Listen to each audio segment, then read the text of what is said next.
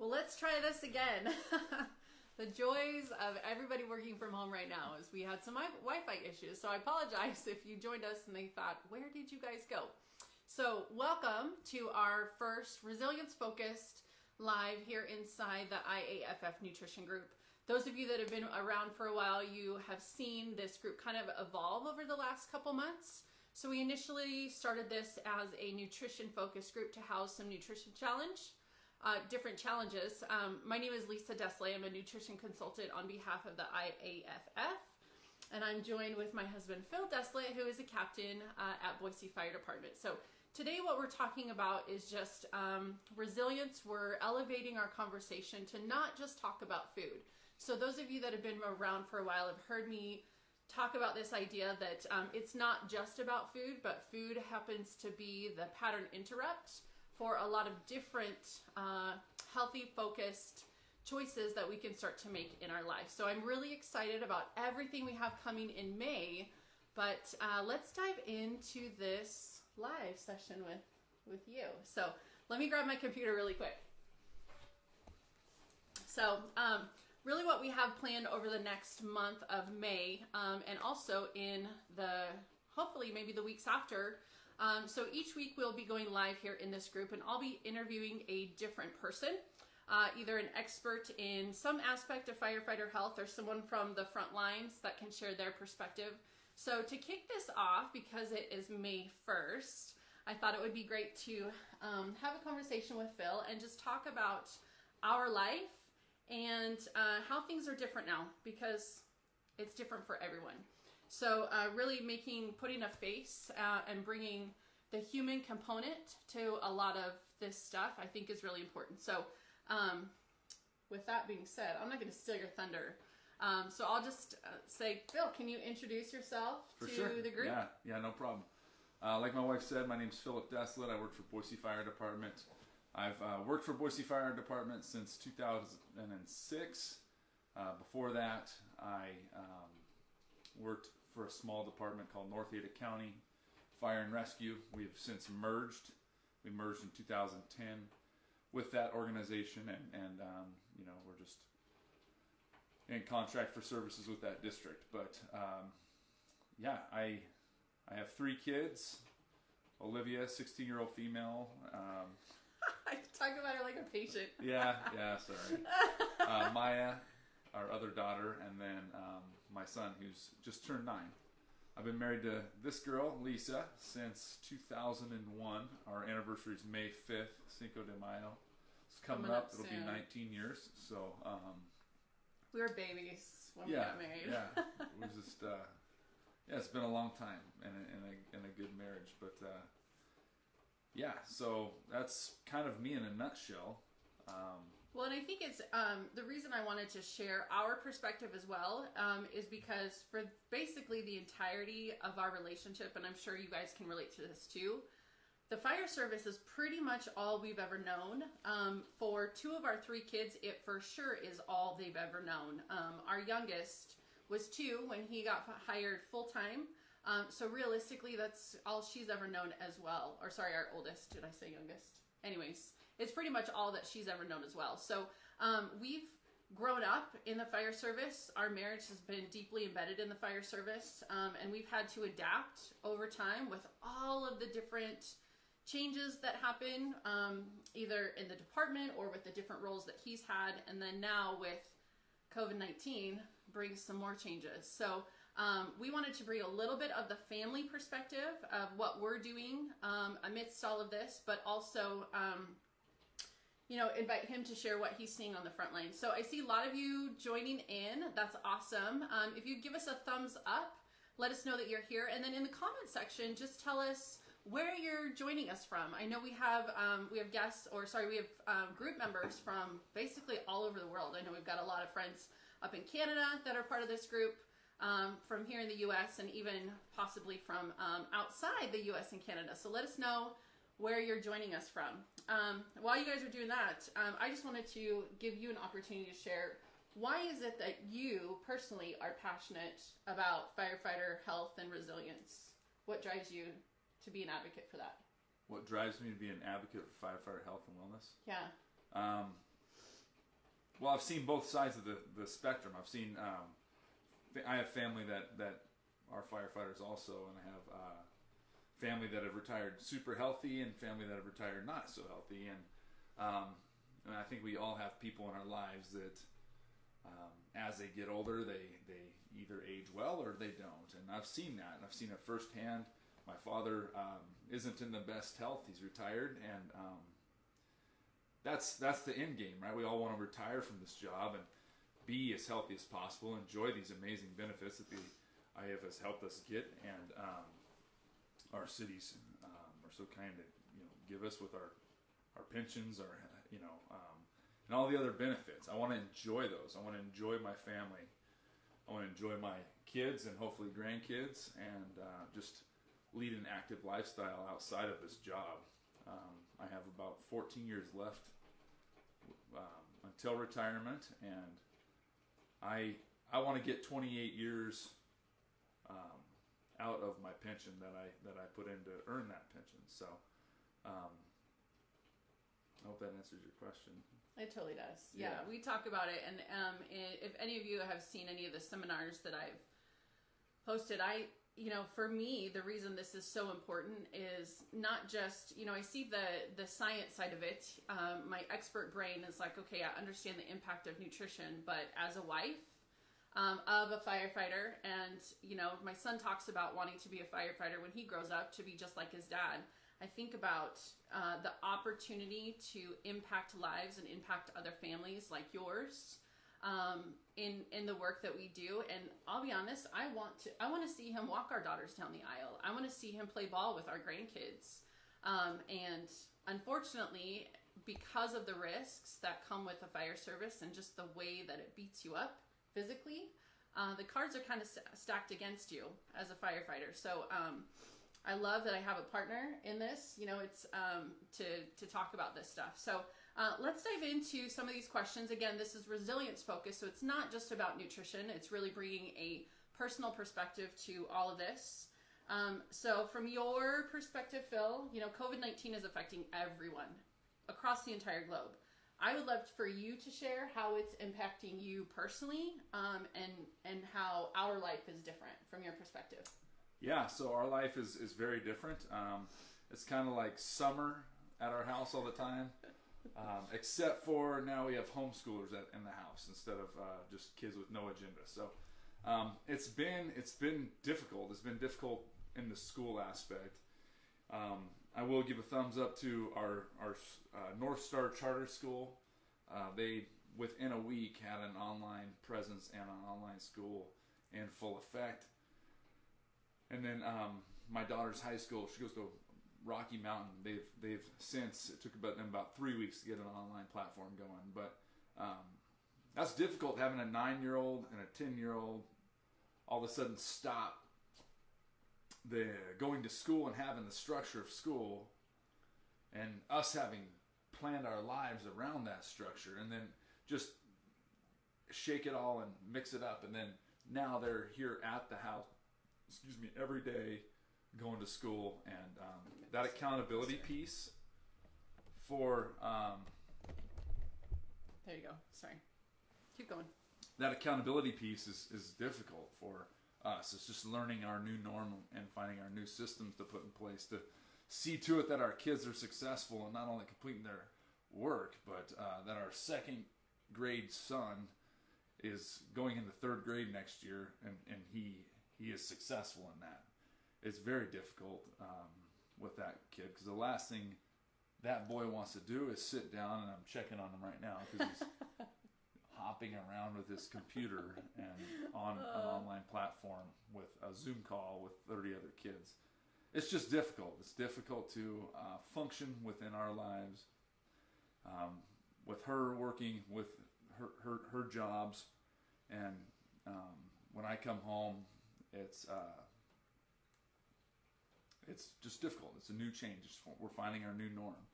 I come home, I work at a busy firehouse, I work at a busy station, and last shift I was up 3 times the night before I came home to work. And I don't know what it is. I don't know if it's just being a new captain. In June, I'll be 2 years as a captain. I don't know if I've I carry stress differently, but I come home and I am tired. I'm dog tired, and I usually take a nap. I usually need to relax. And I'm finding ways to cope with that. And coming home like right off shift for me is not the best way to handle that. So I'm just trying to find my new norm, our family's new norm, me as a father, that new norm, and being your spouse. And yeah, it's new. It's ever changing, and we're just doing our best. So. Well, and when kids were in school, there was just a short little window of time when Dad would come home, he would say hi to the kids, and then they would head off on the bus. So he would have a good 6-7 hours between them leaving for school and then our high school coming home, where he could really have that decompression time to himself, to take a nap if he needed to, get a workout, but where he didn't have to be anything for anyone, because for the previous 48 hours, he was serving his community, and that's really physically and emotionally taxing. And so as a spouse, I've seen that change in him, that coming home is almost harder because we're all here, and the wave that greets him, he's got 3 kids that love him and are excited to see him, and 2 dogs that love him and are excited to see him, that sometimes that's a little intense to walk into. I have a small little glimpse of that when I would leave work. I would have about a 45-minute commute home where I could decompress. And now, because I'm working from home in my office, the moment I shut my laptop and walk out the door, I'm instantly back into mom mode. So there's no transition time. And so for him, especially with his work as, a firefighter on shift, that transition time doesn't happen. So we've been talking about things to try. What's a way that you can hold space for yourself? I can hold space for you in order to allow yourself that time to decompress. So just this last shift, you took an hour and went for a walk. Yeah, I just went to the park. It's I'm really into exercise, jiu-jitsu, and those are kind of meditative times for me. I'm not one to sit in a room with complete quietness. Before this time, so I'm just trying to find ways to feed my mind and feed my soul, and just kind of like bring it down a lot. And so I'm finding myself taking more walks. I don't have a gym to go to. I don't have a Brazilian jiu-jitsu place to go and roll with guys, and just to feed myself. So yeah, I've been taking time before I even come home to just go and do something. This last tour, so 2 days ago, I got off shift and I went down to a really nice park in Boise, and I just walked around the entire park, and I don't know, it's probably a 6-mile loop, just listening to an audiobook, and that was awesome for me, just to turn that audiobook on and just like walk, chill, bring down, just come back to reality, and turn the audiobook off and just kind of be by myself, and in a quiet space, and just so I don't have it figured out yet. I'm just trying to figure out what works best for me, because it's a changing atmosphere, and I want to bring the best me when I come home, just as I want to bring the best me when I go to work. So just trying new things. And I think acknowledging that change, it's hard for all of us. So we've worked really hard to have open communication in our relationship as we've grown up in the fire service, and as he's continued with his career. And so right now it seems like there's a lot more really quick, like grabbing a moment saying, how are you doing? Are you doing okay? Do you need anything? And even before he went on shift, we had that conversation like, look, I can hold this down. What's 1 more hour? What's 2 more hours? If that's really what you need, because I want him to feel like he has the freedom to refill himself before he has to come home and continue to give, right?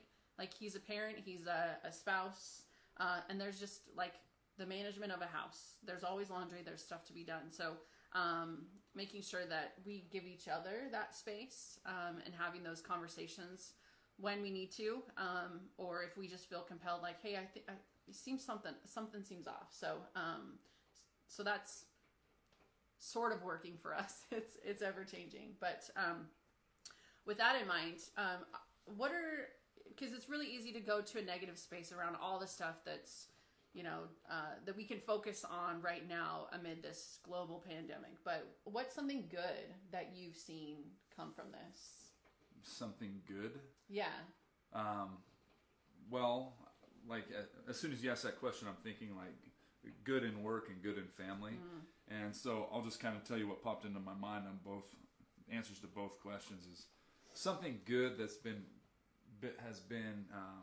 has impacted our family is our family's busy. Like my daughters both play volleyball.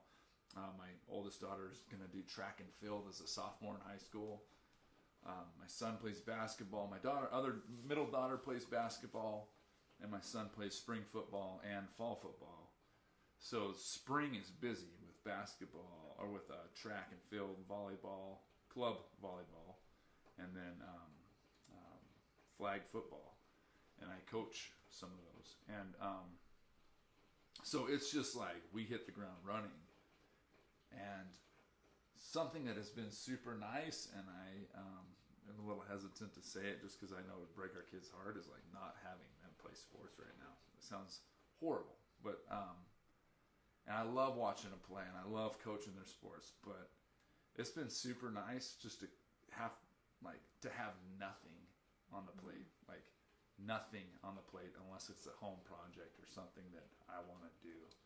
So in a selfish way, it's been really nice that our daughter doesn't have volleyball 3 nights a week and club tournaments in different states every other weekend. And yeah, so that's been a nice thing. One positive thing that I can think of at work is we're good about deconning our equipment after dirty calls or in the morning at morning check. I know the guys do a great job of, deconning those bags, deconning that equipment, or if it's kind of a call where it's just like, yeah, that was pretty nasty, or had the potential to get a little blood or something else on the BP cuff or something, like they decon it. But what we have done since this is we've deconned every piece of equipment and bag and suction unit, AED, monitor, and ourselves after every single call. Now we'll probably increase our likelihood of getting cancer by all the end back and quat cleaners and stuff like that, but like we are doing a fantastic job, at least on my engine in at Boise, of like douching that equipment after every single call. And I think that is something that we will continue to do once this is over. And I think it's necessary. I think it's necessary for the safety of the people we serve and the safety of my brother and sister firefighters that handle that equipment every day. So your voice gets really quiet when you talk about some of that stuff. Okay. You might just need to talk a little bit louder since we're on video. Your voice is really loud. All right, so awesome. We've got some good that's coming out of this. And you shared a little bit about this, but right now in this, knowing that you don't have jiu-jitsu, you don't have a gym where you can throw around some heavy weight, what is it that you are personally doing to keep yourself healthy that might be some ideas for other people that are watching? Yeah, so I'll just talk to you about my day today. So far it's about 12:30, 12:20. Like I woke up at 7 o'clock. No, I woke up at 6:30 this morning, and I immediately went out into the living room when nobody was awake, and I just read. I read just whatever book I'm reading, and some just like the Daily Stoic by Ryan Holiday, and I write in a journal, and I kind of just chill, and whether you call it meditation or just quiet time, peacefulness, just silence and being present, like I just sit and chill for a second, have a cup of coffee, have my big dumb lab sit on my lap. He's about 100 pounds, and he just sleeps. He just sits there and sleeps and just, So I just get my mind right first thing in the morning, and then I think about the time you guys were starting to wake up. I was gearing up to go for a jog/walk, and I went for about a 5-mile jog and did some stretching out in the middle of this wet field, and just a light workout, worked up a little sweat, got my joints moving, and enjoyed some sunshine, got some vitamin D from being outside with my dogs, and it was nice, We have been doing family workouts. We were still kind of hitting that new norm. We were doing about 10 o'clock every morning, and we do it Facebook Live, so our family and friends could follow along if they wanted to. We've now changed that to 4 o'clock, and that doesn't work for me because I need to work out first thing in the morning. I threw a wrench in his mix there. Yeah, so we're just kind of doing what works for us, and being attentive to every aspect of that. This girl here plans out our meals, and we're gonna probably go shopping after this before everybody hits it for the weekend, and just get ready for the week. We plan out our weeks just like we were in school, and we apply structure where we can. We control every. We just, with that structure comes productivity, and we try to be productive in our new norm. That answer your question pretty much? It does, I kind of got lost in this speaking, but no, it's good. Yeah. And one thing I would love to hear your perspective on, obviously, you're an intense guy. You love lifting weights. You love lifting heavy. None of that's happening. We don't have a garage gym that has those kinds of weights. So how have you transitioned to that? Not having access to that kind of equipment, or do you still do that at the station? Because you and I haven't really talked about that. Yeah. Our workouts here at home are body weight. It's all body weight exercises. It's pull-ups at the park. It's push-ups, pull-ups, dips, fronts, just air squats, mountain climb. It's all the body weight stuff. So at the station, it's changed too. In the fact that we'll do circuits with the guys, and I allow more time as the company officer for workouts, because I understand people need that. I need it probably more than most of them, and I've been doing more weight resistance at the station, applying more weights. Where in the past, my workouts at the station were some of the more body weight type exercises, like Metcon style. Yeah, we do them as a group. We'll do a 20-minute AMRAP as a group of 7, and with the ladder truck and the engine, and so now we still do that, but also I make time to go lift heavy weights. I just pulled heavy deadlifts in the bay last tour. I did squats, did heavy squats, did not real heavy squats, but a ton of volume. I did heavy bench press and push press at the station, and that was kind of my strength and conditioning, my strength piece outside of the home. I'm pretty blessed, unfortunately my family, and we don't have weights at the house. We did, and it was a pain in the ass to have those things sitting around for me. But had to clean out the garage. Yeah, so I sold them. But what I probably will do is when this is all over and all you guys get back to your gyms, I'll probably buy your weights. And but yeah, so my strength piece is at the station.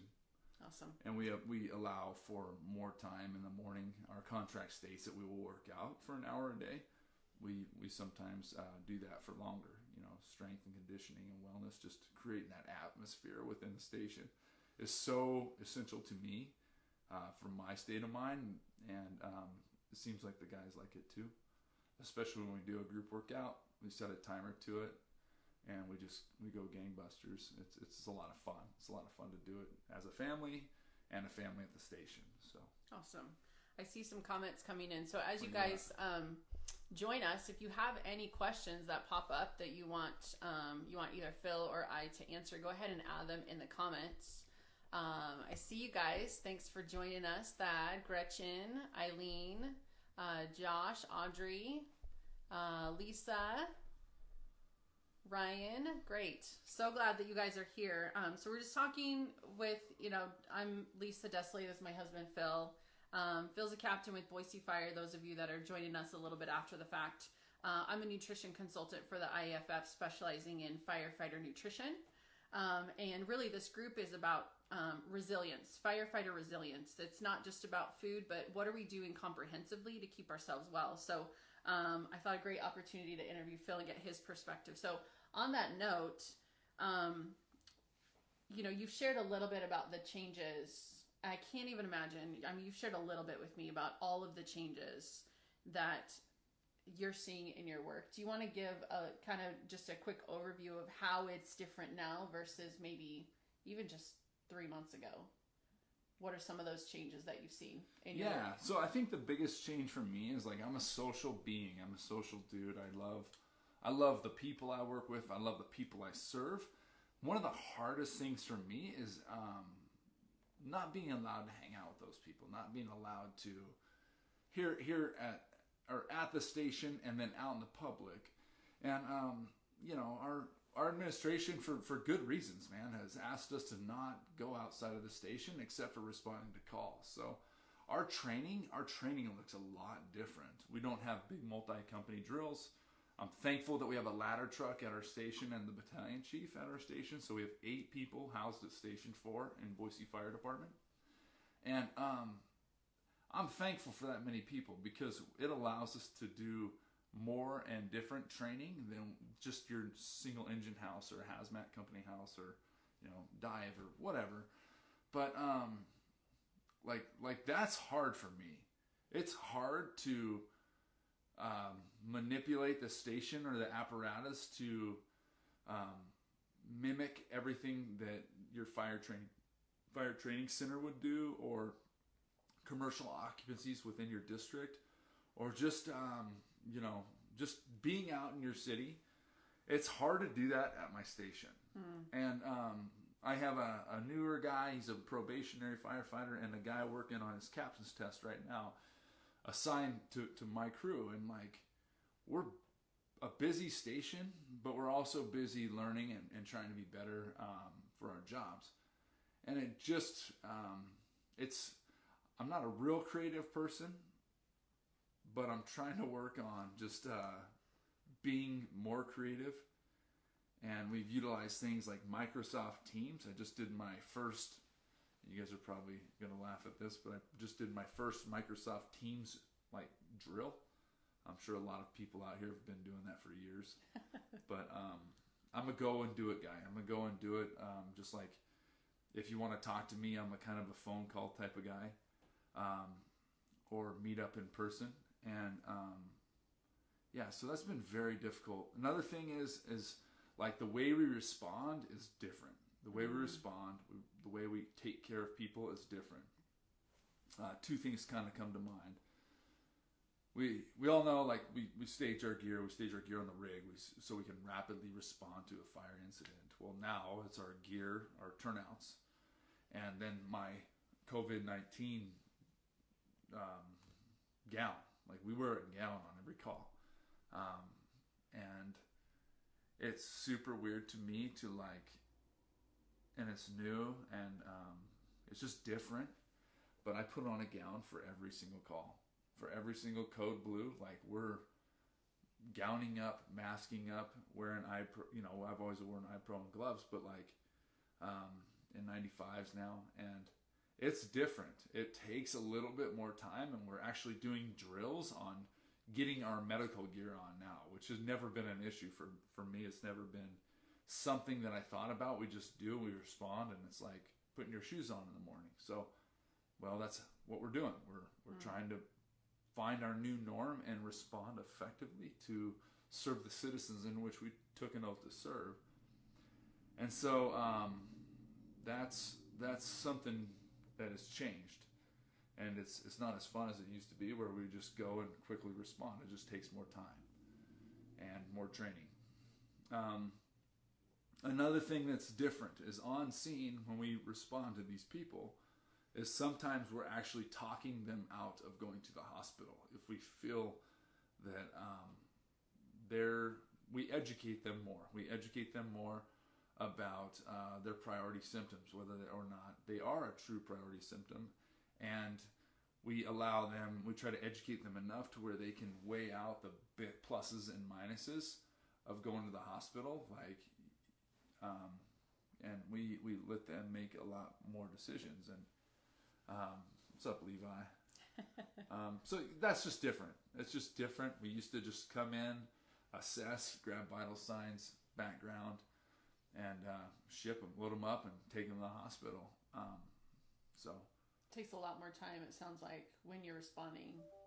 Yeah, I would say average on scene time. I mean, I don't know what it was before, but it's longer. It's way longer. And it's fine, man. The last thing I want to do is look back 10 years from now and think man, I was that resistive captain that was, not adapting to the change. I want to be one of the front runners on change and always be progressing. And you hear about the old school guys talking about when SCBAs came out, they didn't wear them, and maybe there's still some out there that don't. But I want to be progressive. I don't want to be stagnant. And some other things that come to mind, like RIT, 2 in, 2 out. Guys would balk at that. And is this one of those things?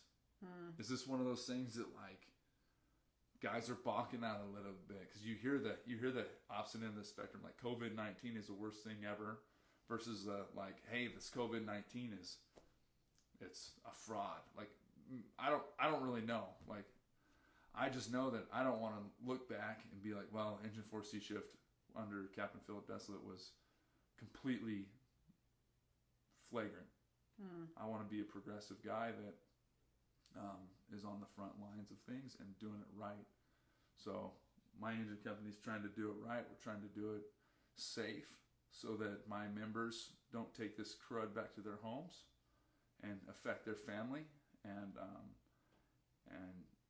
furthermore, we don't take it to other patients and infect them. And so we're just doing our best. Awesome. And I noticed too, just the way that you come home, I imagine that change is exhausting, and all change is difficult, not just for us personally, but I think about you in the leadership position at your station.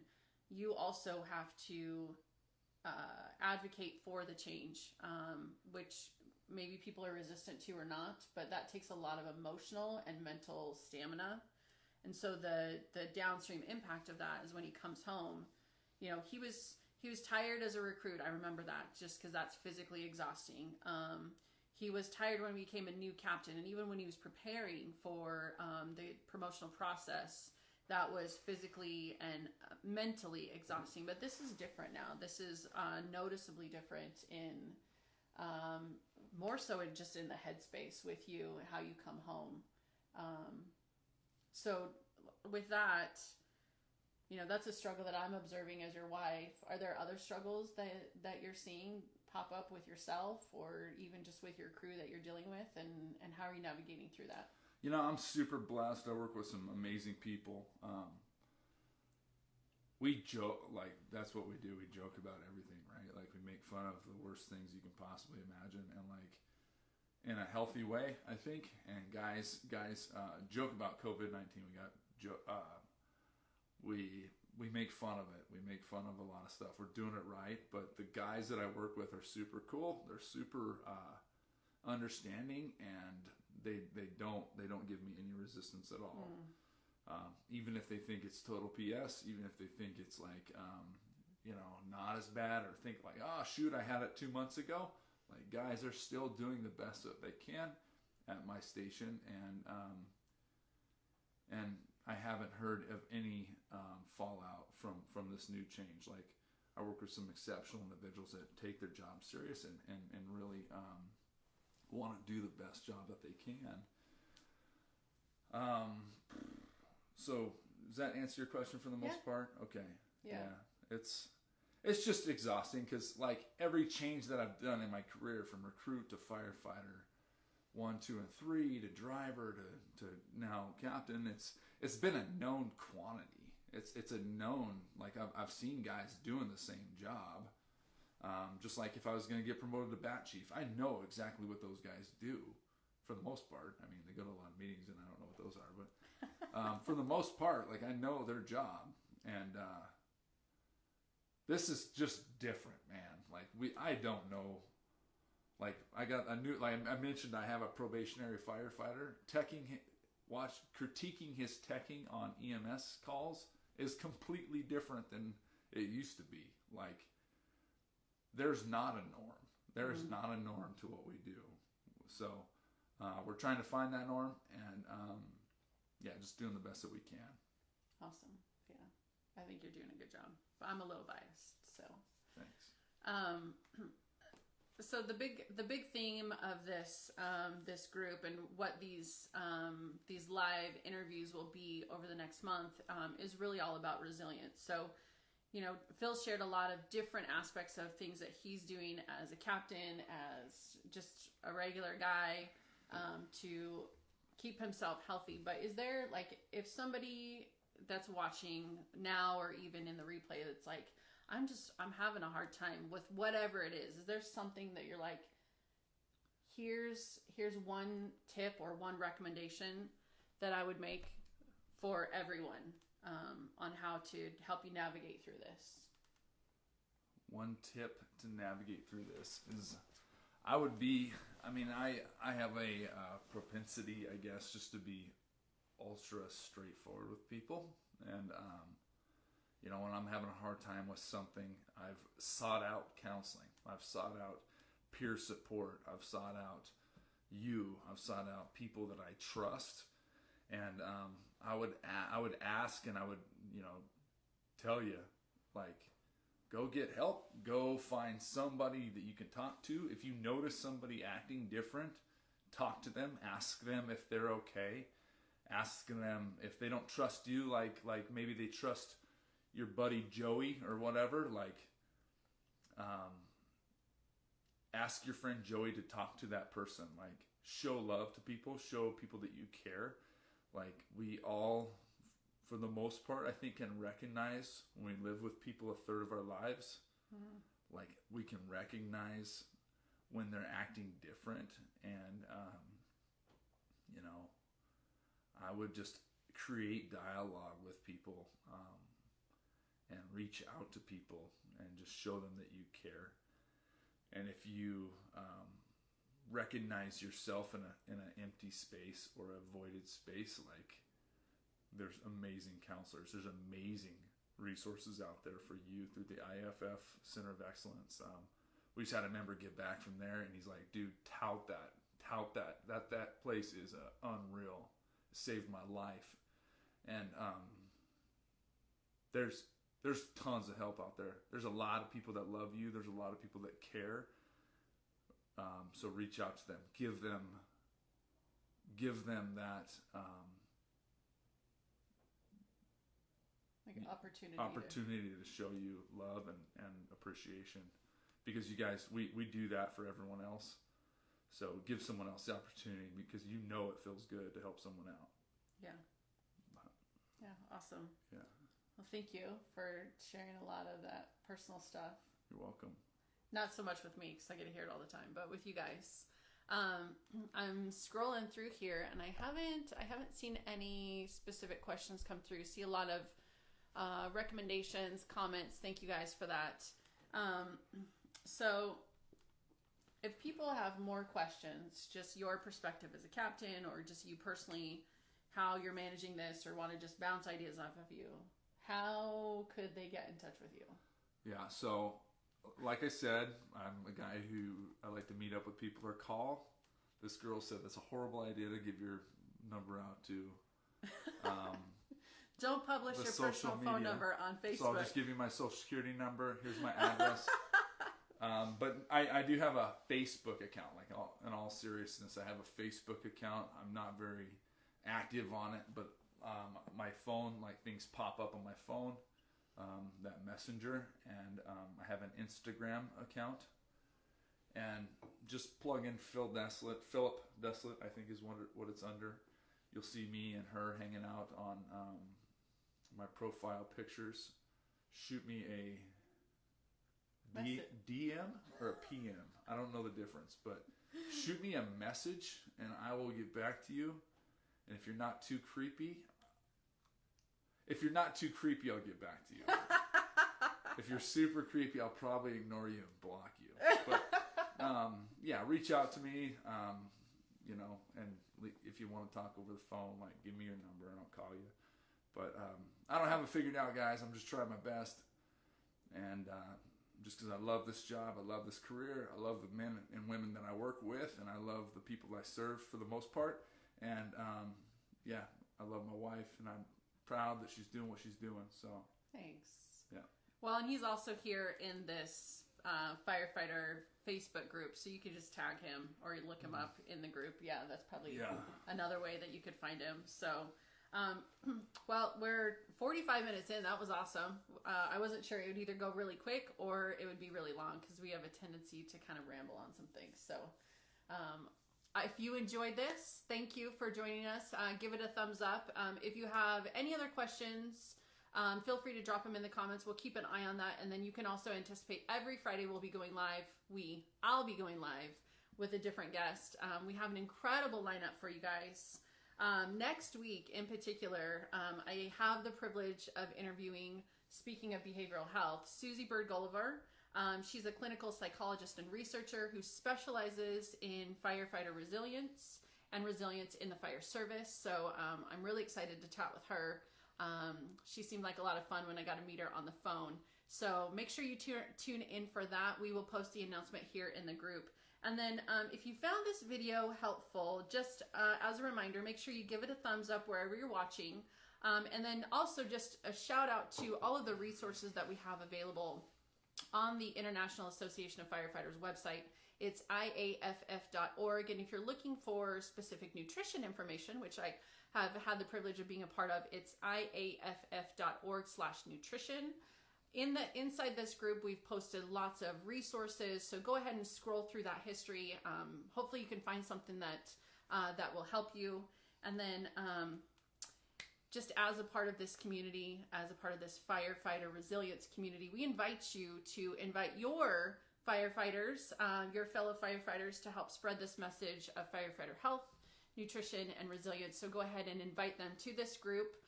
We're really trying to spread the message of the importance of this, not just at this time, but just for the rest of your lives. So, all right, with that, we are going to sign off. Anything else you want to add in? No, thank you. All right, thanks everyone. Have a safe Friday. If you're going on shift, stay safe, and then we'll see you next week. All right, take care.